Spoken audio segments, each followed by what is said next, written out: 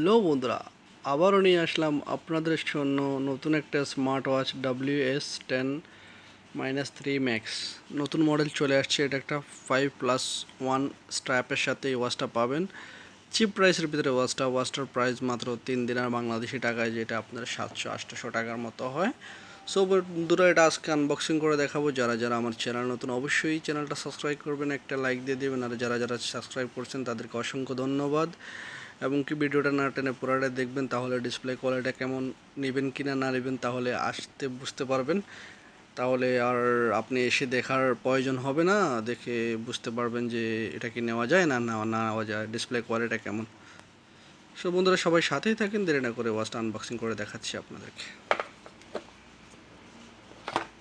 So বন্ধুরা, এটাতে 3টা কালারে অ্যাভেলেবেল আছে। একটা হলো আপনার ব্ল্যাক কালার, একটা সিলভার কালার, একটা পিঙ্ক কালার। আমি পিঙ্ক কালারটা আনবক্সিং করছি। দেখেন, এটা বেল্ট 6টা বেল্ট আছে, বিভিন্ন ডিজাইনের 6টা বেল্ট। এই একটা বেল্ট, এই একটা বেল্ট, তারপরে এই একটা বেল্ট, এই একটা বেল্ট, এই একটা বেল্ট, এটা ওয়্যারলেস চার্জার।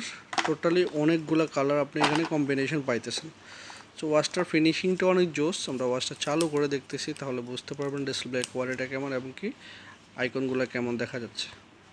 সো বন্ধুরা, ডিসপ্লেটার অনেক হিউজ বড় ডিসপ্লে দেখতে পাচ্ছেন। এগুলো চাইলে আপনি চেঞ্জ করতে পারবেন, যেটা আপনার ইচ্ছা ওইরকম ডিসপ্লে ঢালতে পারবেন, সমস্যা নেই। চাইলে আপনার পিকচারগুলো ঢালা যাবে, কোনো সমস্যা নেই। বাট এই ডিসপ্লেটা দেখেন, আমি দেখাচ্ছি আপনাদেরকে।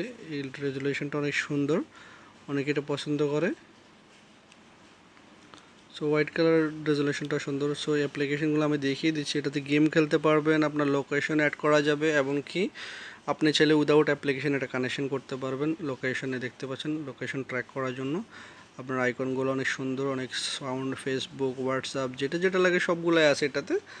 সো বন্ধুরা, যারা যারা নিতে ইচ্ছুক অবশ্যই চলে আসবেন। আজকের জন্য এ পর্যন্ত। নতুন নতুন ভিডিও পেতে হলে অবশ্যই বেল আইকনটা প্রেস করে রাখবেন। সবাই ভালো থাকবেন। আল্লাহ হাফেজ।